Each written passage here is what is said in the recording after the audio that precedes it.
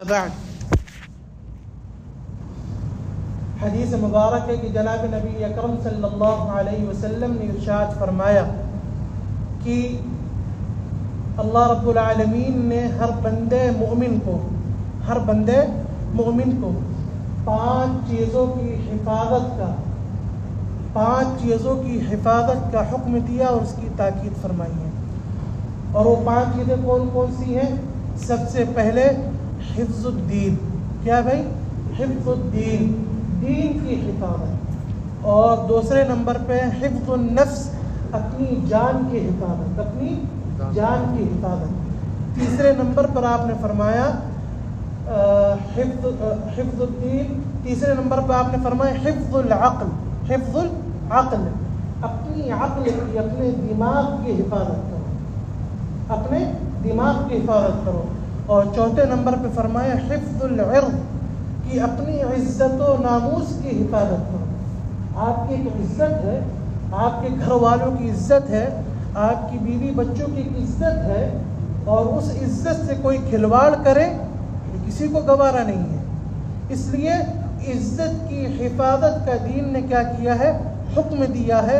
اپنے ماننے والوں کو جناب نبی اکرم صلی اللہ علیہ وسلم نے تاکید فرمائی ہے. اور 5ویں نمبر پہ ارشاد فرمایا حفظ المال، کہ مال یہ اللہ تعالیٰ کی ایک عظیم نعمت ہے. لہذا اگر اللہ تعالیٰ نے مال کی دولت سے نوازا ہے، مال دیا ہے، تو شریعت کہتی ہے کہ تم اس مال کی حفاظت کرو. کیا مطلب اس مال کی حفاظت کرو؟ یعنی اس کو حفاظت سے رکھو. بینک میں رکھ سکتے ہو، بینک میں رکھو، اور اگر گھر میں کہیں جگہ وہاں رکھو. اور حفاظت کرنے کا مطلب یہ بھی ہے کہ اس کو صحیح راستوں پر خرچ کرو. یوں ہی نہیں مال آج آ گیا ہے تو اونے پونے ادھر ادھر جہاں دل چاہا وہاں خرچ کرنا شروع کر دیا. آج مال ہے کل نہیں رہے گا، تب کیا کریں گے؟ شریعت نے کہا اگر آج مال ہے تو اس کی حفاظت کرو، جو ضروری حقوق ہے ان کو ادا کرو. اب ایسا مطلب بھی نہیں کہ مال رکھتے جائیں، بیوی بچوں کے حقوق ادا نہیں کر رہے، ماں باپ کے حقوق ادا نہیں کر رہے. نہیں، کہ مال اگر اللہ تعالیٰ نے دیا ہے تو اس مال کی حفاظت کرو، اس کو صحیح راستوں میں، اللہ کے بتائے ہوئے راستوں میں خرچ کرو، اور ادھر ادھر ناجائز خرچے سے بچو. اور اس طرح بے پرواہی سے بھی نہ رکھو کہ کوئی اس کو چوری کر لے جائے. بہرحال یہ 5 چیزیں ہیں. اور آج خطبے کے اندر جس چیز پر گفتگو کی گئی وہ ہے حفظ العقل. کہ اپنی عقل کی حفاظت کرو. عقل یہ اللہ تعالیٰ کی ایک عظیم نعمت ہے.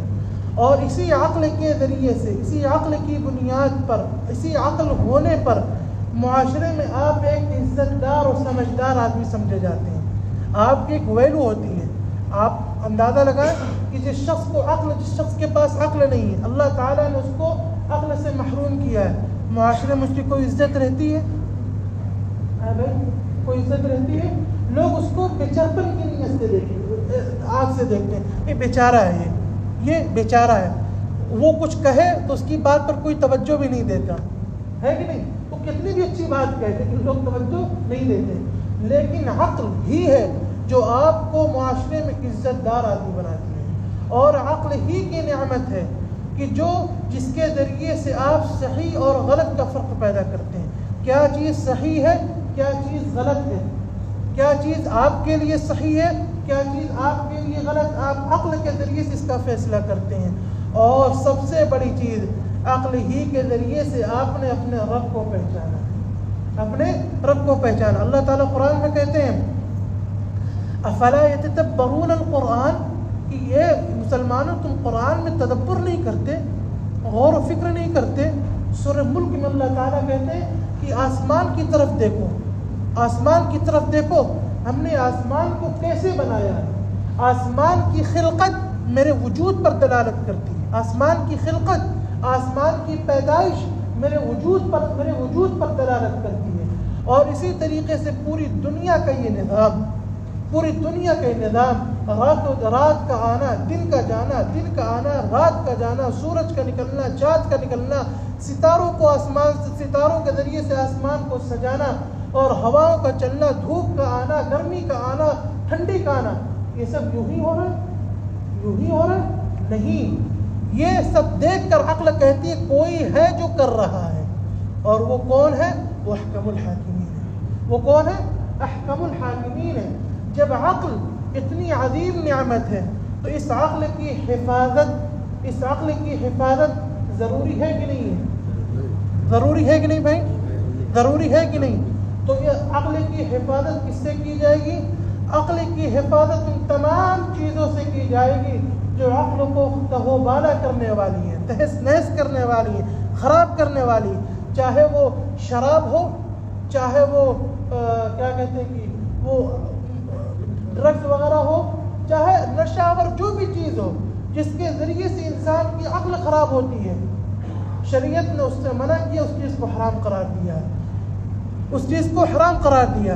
حدیث مبارک اللہ کے نبی علیہ السلام نے ارشاد فرمایا کل مسکر خمر وکل مسکر حرام، ہر نشہ آور چیز یہ کیا ہے؟ حرام ہے۔ ہر نشہ آور چیز کیا ہے؟ حرام ہے، چاہے جس شکل میں ہو۔ شراب پی کر آپ کی عقل ختم ہو جاتی ہے، شراب حرام ہے، اور اگر ڈرگس لے کر آپ کی عقل ختم ہو جاتی ہے، آپ مدہوش ہو جاتے ہیں، معفوف العقل ہو جاتے ہیں، یہ چیز حرام ہے۔ اگر وہ ٹیبلیٹس وغیرہ لے کر آپ کی عقل خراب ہوتی ہے، آپ کی عقل ختم ہو جاتی ہے، یہ چیز حرام ہے۔ اور اگر گندے افکار سے، گندی صحبت سے، گندے لوگوں کے ساتھ اٹھنے بیٹھنے سے، گندی چیزوں کو دیکھنے سے، گندی کتابوں کو پڑھنے سے آپ کی عقل خراب ہوتی ہے، آپ ایک اچھے انسان سے نکل کر ایک گھٹیا انسان بنتے ہیں، تو شریعت کہتی ہے یہ ساری چیزیں حرام ہیں، یہ ساری چیزیں حرام ہیں۔ میں بات صحیح کہہ رہا ہوں کہ نہیں؟ یہ ساری چیزیں کیا حرام ہیں۔ اسی طریقے سے عقل کی حفاظت کرنی ہے، اپنے بچوں کی عقل کی حفاظت کرنی ہے گیم کے ذریعے سے۔ یہ جو ویڈیو گیم آتے ہیں، موبائل میں جو گیم آتے ہیں، پب جی ہو گیا، اس کے علاوہ اور بہت سارے خرافات ہیں، ان کے ذریعے سے بھی اپنے بچوں کی حفاظت کریں۔ کیوں؟ بچے جب اس چیز میں لگے رہتے ہیں، ایک تو یہ امر نبوی ہے، دین کا حکم ہے، دوسرے نئی تحقیق کے ساتھ، ڈاکٹر کی تحقیق کے ساتھ، ان کی ریسرچ سے یہ بات ثابت ہے، یہ بات حقیقت میں ہے کہ بچوں کے دماغ پر گیموں کا اثر پڑتا ہے۔ اثر پڑتا کہ نہیں پڑتا؟ اس سے ان کا حافظہ یعنی یاد رکھنے کی صلاحیت کمزور ہوتی ہے، ختم ہوتی ہے۔ یاد رکھنے کی صلاحیت جو ہے وہ کمزور ہوتی ہے، ختم ہو جاتی ہے، اور بچوں کو طرح طرح کی بیماریاں پیش آتی ہیں، اور بچے قسم قسم کی خرافات میں مبتلا ہوتے ہیں انہی گیموں کے ذریعے سے۔ اس لیے اگر ان گیموں کے ذریعے سے عقل خراب ہوتی ہے تو یہ گیم بھی ناجائز ہے، ان سے بچنا ضروری ہے، خود بھی بچیں اور اپنے بچوں کو بچائیں۔ ہم میں سے جو آدمی بھی گیموں کی لت میں پڑا ہے، وہ خود اپنا اندازہ لگائے کہ کس طرح سے بے چین ہوتا ہے۔ ڈیوٹی پر ہے،